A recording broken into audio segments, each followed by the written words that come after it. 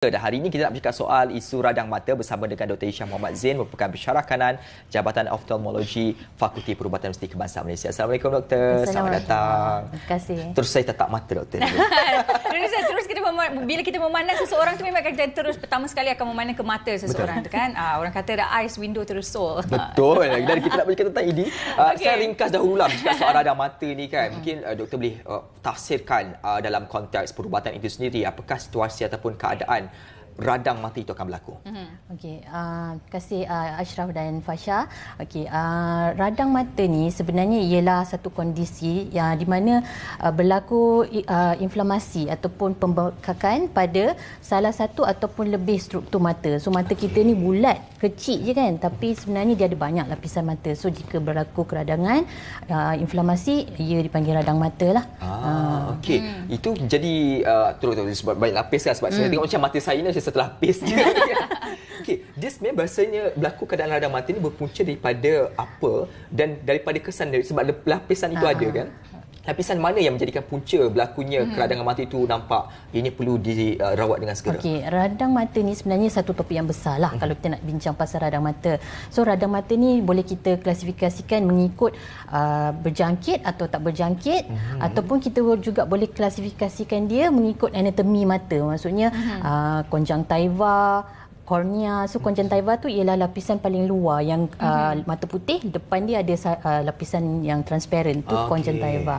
Jadinya kalau tak berjangkit tu contohnya alahan, alergi, iritasi, okey, dan juga trauma atau cedera lah. So kalau yang berjangkit tu ialah jangkitan kuman lah, bakteria, virus ataupun kuman-kuman yang lain. Okey. Jadi sebenarnya antara salah satu jenis radang mata yang paling biasa kita lihat adalah conjunctivitis lah, merah mata merah. Yang tu mungkin persepsi masyarakat bila nampak orang yang mata merah je terus kita menjadi takut dan panik, takut berjangkit. Rasa berjangkit. Daripada kecil saya kena macam tu kan. Kalau boleh kita tutup mata kalau mata merah tu kan. Betul. Jadi sebenarnya apakah yang menyebabkan conjunctivitis dan juga dia nak berjangkit tu, macam mana cara dia berjangkit sebenarnya? Adakah daripada pandangan sahaja bila tengok orang mata merah tu terus boleh berjangkit ke macam mana? Okey, dia sebenarnya conjunctivitis tu macam saya cakap tadi ialah radang di lapisan yang paling luar mata kita. So simptom dia ialah merah, sakit. Merah dan sakit. Okey, so tadi Fasha tanya boleh ke berjangkit melalui pandangan mata kan? Jawapannya ialah tidaklah. Okey, tidak. Mitos. Mitos, okey. Mitos untuk hari ni. Sebab kalau nanti kalau saya sakit mata, orang tengok dalam TV, kena berjangkit mata pula kat penonton kan. Jadinya cara dia berjangkit sebenarnya ialah melalui sentuhan lah. Contohnya saya sakit mata, saya gosok mata, tiba-tiba saya pergi salam Fasha. Jadinya Fasha dah salam saya, pergi pegang mata Fasha pula. Jadinya Fasha boleh dapat jangkitan mata tu. Selain daripada tu, sebab dia ada kuman, selalunya orang yang dapat conjunctivitis sebabkan virus atau bakteria ni, dia akan ada simptom lain. Contohnya demam, sesama dan batuk. Sebab virus yang sama lah. Jadinya bila macam saya sakit mata, saya batuk, terbatuk, droplets tu pergi pada Fasha atau Ashraf, boleh juga berjangkit virus yang sama dan boleh dapat conjunctivitis tersebutlah. Okey, baru saya tahu tu rupanya tak boleh. Jadinya kalau tisu lap kan tak bolehlah biar merata-rata, kena selalu basuh tangan macam itulah. Okey, itu salah satu faktor yang boleh berlakunya keradangan mata. Yang itu memang kita dapat rasalah sakit. Kita boleh rasa sakit mata ni, kemudian dijemakan dengan warna merah. Kadang-kadang kita kalau solat pula tu kan, dia sujud tu boleh terasa macam keluar biji mata tu kan. Tapi ada satu kes juga yang mana mata merah tapi kita tak rasa apa-apa pun. Adakah ianya perlu ditakuti? Sebab saya pernah alami. Okey, so mungkin itu disebabkan iritasi lah. Iritasi ataupun juga mungkin juga conjunctivitis tapi mild. So iritasi contohnya macam orang pakai contact lens ataupun pakai maskara atau eyeshadow kan. Sometimes benda asing tu termasuk dalam mata. Jadinya kita tak nampak dia tapi dia ada dalam mata kita, jadinya dia benda asing dalam mata, badan kita react buat dia dan dia mata kita radang lah. Dia tak biasa dengan benda tu. Jadinya dia akan jadi merah. Jadinya bila you pakai eye drops macam artificial tears ke, basuh-basuh sikit jadi okey kan. So itu mungkin iritasi lah. Tapi kalau conjunctivitis ni selalunya dia akan lagi merah, sakit, gatal, bertaik mata, macam tu. Ada juga situasi seperti tadi kan, saya sebut bila mana berlaku mata merah tetapi tak rasa sakit dan dalam tempoh yang lama, bermula daripada sedikit saja di satu kawasan, kemudian dia merebak seolah-olah separuh daripada mata kita nampak betul-betul merah. Seolah-olah macam ada darah di dalam mata tu, tapi tak rasa apa-apa. Adakah kita perlu takuti dalam situasi seperti ini? So saya rasa apa yang Ashraf maksudkan tu ialah subconjunctival hemorrhage. Maksudnya ialah pendarahan di bawah lapisan konjungtiva tu. Dia merah betul-betul, warna ni macam darah. Betul. Sebab dia memang adalah darah lah. Selalunya benda tu berlaku dia tak ada sakit langsung. Sebab merah dia macam takut tengok kan, tapi tak sakit langsung. Sebab dia adalah hanyalah pendarahan kecil di belakang lapisan konjungtiva tu. Jadinya selalunya disebabkan oleh trauma ataupun kadang-kadang orang yang macam makan ubat cair darah kan, aspirin atau sebagainya, dia mungkin meneran kuat atau batuk kuat, sometimes saluran darah di konjungtiva tu pecah. Jadinya dia boleh berdarah lah, dan dia tak ada simptom selain daripada merah, dan dia akan hilang dalam masa 1-2 minggu sendirilah. Jadi itu tak bahayalah kalau berlaku seperti itu. Ialah sebab kita risau betul mata tu kan merah seperti darah ada, tapi tak baik-baik dah lakukan apa jua sekalipun, boleh tapi tak ada rasa, rupanya dia akan baik dengan sendiri. Okey, daripada konteks seperti disebut, disebabkan trauma itu, selain daripada situasi trauma, apa yang mungkin boleh menyebabkan berlakunya situasi trauma? Sebagai contoh, adakah difahamkan kalau kita berada menaiki kapal terbang, ada wujudnya tekanan, itu boleh menyebabkan trauma juga. Ada juga situasi dikatakan bahawasanya kalau kita berada di tempat yang terlalu panas sangat, maksudnya kita berbasikal di tengah-tengah hari, boleh menyebabkan trauma yang akhirnya boleh menyebabkan seperti tadi itu, bahagian mata tadi itu terputus, mungkin darah itu kita keluar kan, sampai to the extent yang kita risau tu, tapi tak rasa sakit. Bolehkah situasi ini berlaku? Dia trauma yang saya maksudkan ni ialah direct trauma lah sebenarnya. Selalu panas macam tu, ataupun aircon direct to your face kan, dia selalunya dia tidak menyebabkan pendarahan tu, tapi dia menyebabkan mata kering. Mata kering ni boleh juga mata jadi merah yang lama. So maksudnya mata kering tu ialah air mata kita ni, dia punya komposisi tu dah tak normal. Sepatutnya ada air, ada lemak dan ada lendir. Tapi bila dia kering, dia punya environment mata tu dah tak normal. Jadinya mata kita akan jadi merah lah. So selalunya macam terlalu panas, terlalu sejuk, terlalu kering udara akan menyebabkan mata kering. Jadi kalau dalam situasi macam tu, apa yang perlu kita lakukan? Okey, sekiranya mata tu hanya merah, rasa macam perit-perit, rasa dry kan, dan tak ada simptom-simptom lain, tak ada kabur, tak ada apa-apa, dan selalunya kita nasihatkan pesakit untuk beli artificial tears. Pakai artificial tears tu ialah air mata tiruan. Air mata tiruan ni banyak jual di farmasi. Dia hanyalah kandungan cecair yang dia tak ada bahan pengawet lah. Selalunya kita minta pesakit beli yang tak ada bahan pengawet sebab dia lebih sama macam air mata kita. Jadinya macam replace lah air mata kita yang kurang berkualiti tu. Jadinya environment mata tu akan get better and pesakit akan rasa selesa lah. Okey, itu situasi yang kita boleh faham.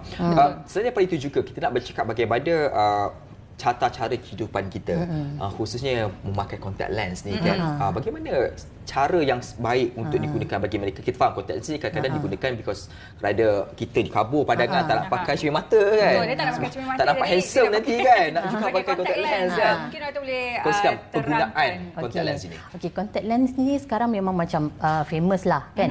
Dulu-dulu orang pakai contact lens untuk rabun, untuk tak nak pakai spek kan.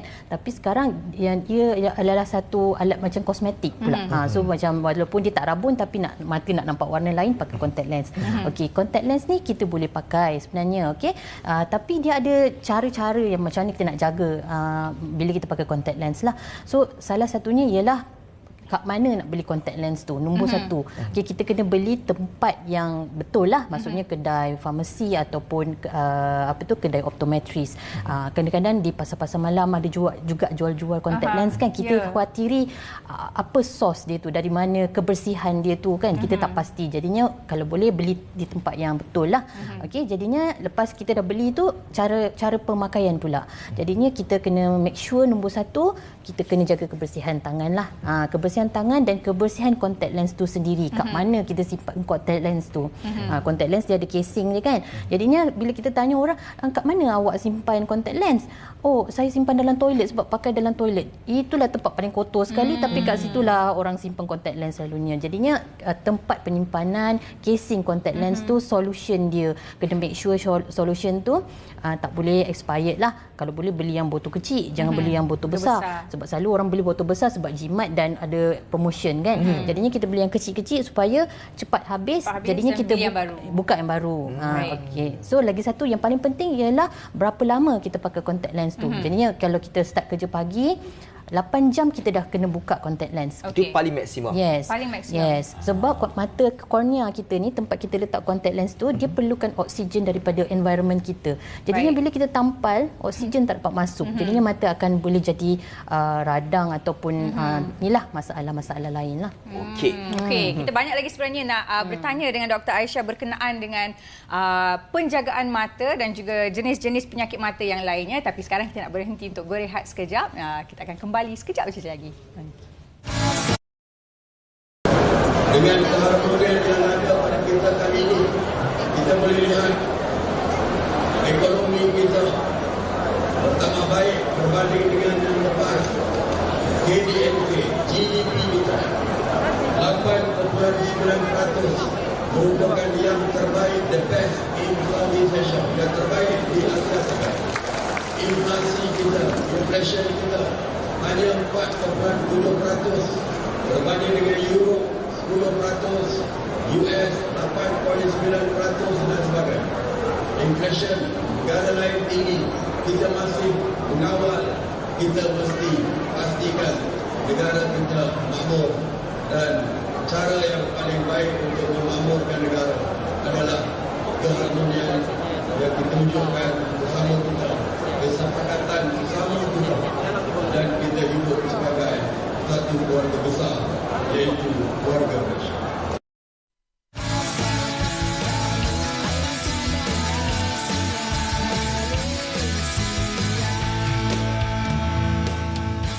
Baik, dari mata turun ke hati, mata yang cantik insya-Allah akan lebih lekat di hati. Lekat di hati, lekat di hati. Kemuliaan.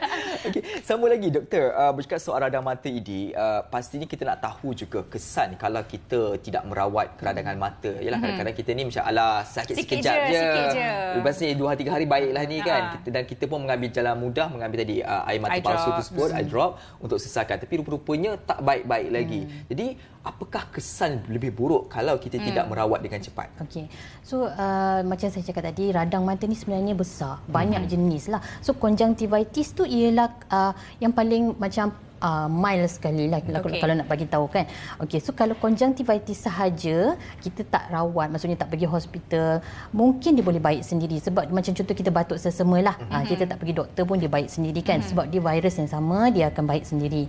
Tapi conjunctivitis ni dia perlu dirawat sekiranya dia sudah menyebabkan kabur mata, sebab dia boleh menyebabkan inflamasi pada kornea pula. Kornea tu ialah tempat kita pakai contact lens tu lah.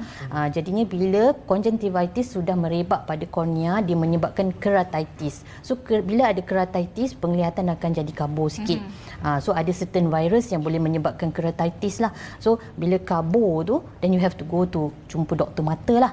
Jumpa doktor mata dan tengok apa sebenarnya masalah you ni.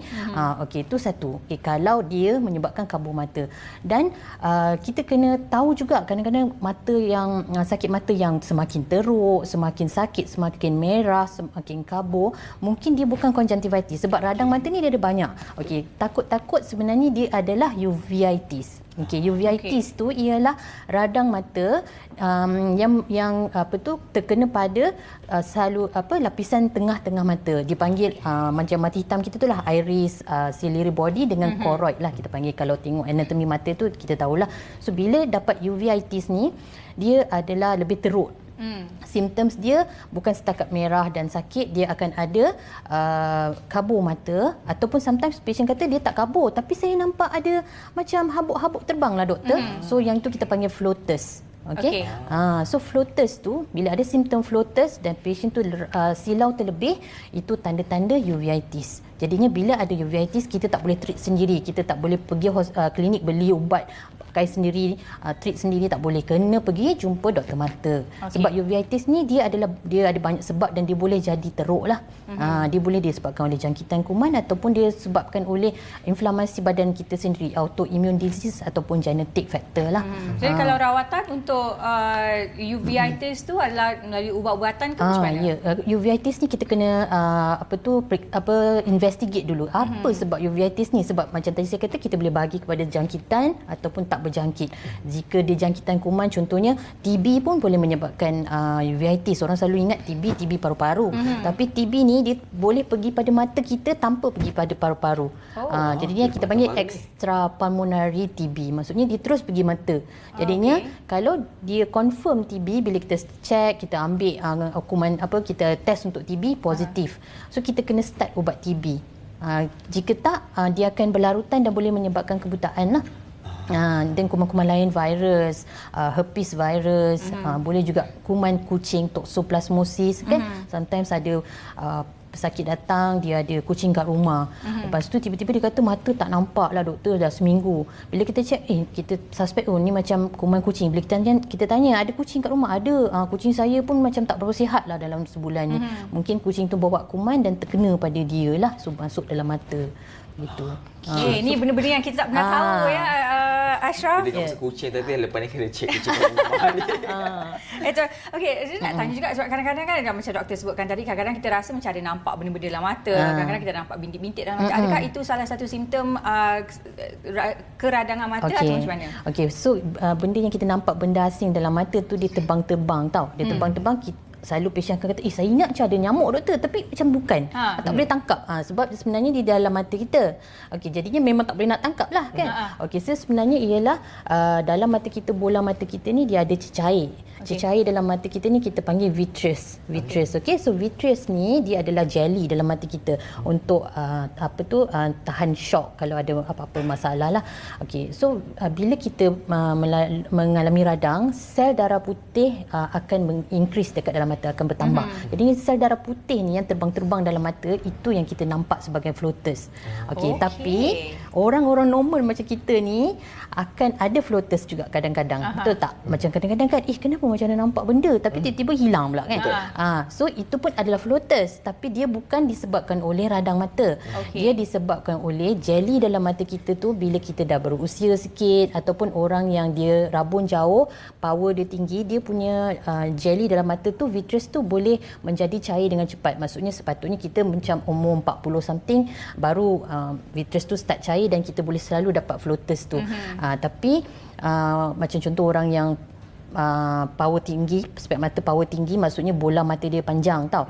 Jadinya jelly itu akan cair dengan lebih cepat. Jadinya umur dia 30 something dia dah boleh nampak floaters. Yang ni bukan masalah besar, tapi sekiranya floaters ni increase, maksudnya mengganggu, semakin banyak dan mengganggu penglihatan mata, kena cek sebab kita takut ada masalah lain pula, iaitu koyak urat mata, koyak retina ataupun boleh progres kepada lekang urat mata retina lah.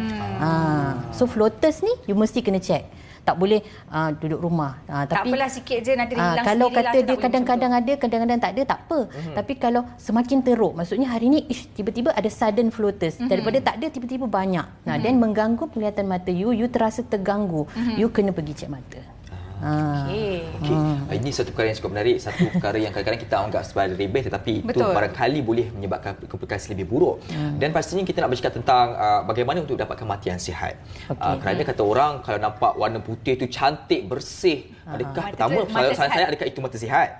Kedua, kalau tak ada dalam keadaan tersebut, adakah maksudnya kita tak sihat, mata kita tak sihat? Macam sebagai contoh, dekat mata tu nampak urat-urat merah tu kan, adakah kita ada kuning sikit, kuning sikit mata, adakah itu tadi mata kita tak sihat? Dan bagaimana sebenarnya perkara yang boleh menyebabkan mata kita dalam keadaan yang sihat? Apakah perkara yang perlu kita lakukan?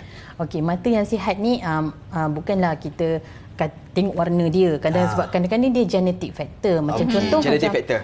Sometimes kalau orang mungkin Indian kan, you tengok mata putih dia macam ada banyak bintik-bintik hitam. Itu pigments. Okay, it can be normal. Okay, and then mungkin kuning-kuning sikit tu biasa. As long as itu biasa untuk dia dan dia benda tu tak menjadi lagi teruk. Okay, contoh mata merah. Sometimes ada orang dia boleh nampak saluran darah tu dekat mata. Ada orang mungkin dia punya saluran darah more prominent.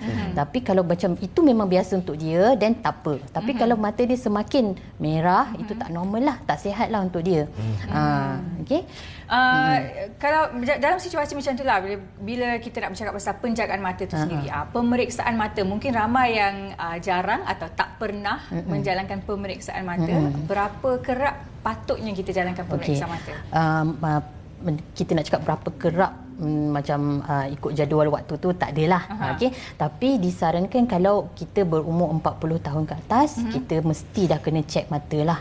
Sebab ada juga contohnya penyakit yang tak ada simptoms. Maksudnya contoh penyakit glaukoma, dia tak ada simptoms. Maksudnya peringkat awal tak ada apa-apa. Dia kata mata normal je, tapi bila jumpa doktor, tiba-tiba doktor awak dah ada glaukoma ni. Tu ialah dia tak ada simptoms, tapi bila dah late, dah teruk, baru dia akan tak nampak lah. Tu dia tak ada merah, tak ada sakit, tak ada apa. Okey, so 40 tahun ke atas, kita punya risiko tu ada untuk dapat glaukoma tu adalah semakin tinggi lah. Okey, lagi satu, contohnya macam orang kencing manis. Orang kencing manis dia mesti mendapatkan paling kurang setahun sekali pemeriksaan mata. Sebab ini paling penting. Sekarang population kat Malaysia kencing manis tu sangat rampant lah. Sangat ramai orang dapat kencing manis. Tapi mereka tak ada pengetahuan di mana kencing manis tu sebenarnya dia boleh affect mata kita. Sometimes dia dah tak nampak kan. Jadinya dia ingat rabun lah, makcik rabun lah nak pergi cek mata. Tapi sebenarnya bukan sebabkan rabun, katarak ke apa. Tapi sebabkan kencing manis dah teruk kat mata. Jadinya orang kencing manis paling penting kena cek mata lah. Setahun sekali paling kurang. Nasihat seorang doktor kepada anda yang mungkin masalah ini menganggap bahawa kencing manis tu mungkin dekat pakai ubat cukup dah. Tapi rupanya mata juga memainkan peranan penting dan perlu buat pemeriksaan. Pastinya juga nak bercakap soal mata yang sihat ini, kalau macam badan yang sihat kena senam selalu kan. Mata ni dia senam mata tu tak nak bagi dia mata nampak sihat ataupun pemakanan tertentu supaya mata kita tu cantik je dan kita tak mulai masalah-masalah berkaitan tentang mata ini. Mata cantik tu subjektif lah kan. Tapi mata yang sihat tu, kalau kita nak cakap kalau tak ada penyakit mata tu sihat lah, insya-Allah. Mata actually kalau kita cakap orang yang rabun tu bukan mata dia sakit sebenarnya, memang mata dia originally macam tu. So dia Allah ciptakan dia, matanya memang bola matanya panjang dan dia ada power mata dia. Tu bukan mata yang sakit lah. Okey. Jadinya macam mana nak mata sihat ni ialah of course macam sekarang kita banyak guna gadget semua kan. Gadget ni untuk kanak-kanak kita risau sikit. Sebab kita risau bila dia terlalu banyak sangat guna gadget untuk near work, maksudnya guna jarak dekat terlalu lama, dia boleh menyebabkan kanak-kanak tu dapat rabun. Tapi kalau orang yang dah besar macam kita ni kan, kita punya bola mata dah stop memanjang, dah tak memanjang lagi. Jadinya power spek mata kita tu tak adalah bertambah sangat. Okey, tapi apa yang jadi pada kita kalau kita asyik tengok komputer, asyik tengok gadget. So nombor satu yang akan terjadi ialah dry eyes lah. Penat, mata kita penat. Sebab bila mata kita sebenarnya Allah jadikan kita ni automatik akan blink. Sebab mata kita bila macam viper tau, kita ada air mata kan, mata kita blink untuk ratakan air mata tu supaya mata kita semua lembab, macam saya lah, saya kuat blink. Bercakap pun blink 10 kali, 20 kali. Bagus kan? Tapi bila kita terlalu fokus pada benda, kita macam mata kita terlupa nak blink. Jadinya kita fokus lama kan, jadinya tak blink, mata kita jadi kering. Jadinya lepas bila terlalu kering, kita boleh jadi macam tak nampak sangat. Tapi bila kelip-kelip mata, baik balik doktor. Tapi bila saya baca banyak, jadi kabur balik. Jadinya itu simptom kering mata lah. Boleh senam yang boleh lakukan, blink mata lah. Blink mata ataupun lepas you banyak guna near work, you kena rehatkan mata you untuk pandang jauh. Menarik perbincangan hari. Betul, kita Soal rasa tak cukup lagi nak berbincang pasal kesihatan mata dan juga penjagaan mata. Tapi apa pun kita ucapkan terima kasih Dr. Aisyah Muhammad Zain, pensyarah kanan Jabatan Oftalmologi dari Fakulti Perubatan UKM. Jadi kepada anda semua di luar sana tu, jagalah mata anda elok-elok. Ya, anugerah Allah yang tidak terdilai, dan selepas ini Betul. kita nak bercerita juga tentang apakah yang menarik untuk dilakukan bersama dengan hari Jumaat ini. Jangan ke mana-mana, apa khabar kembali selepas ini.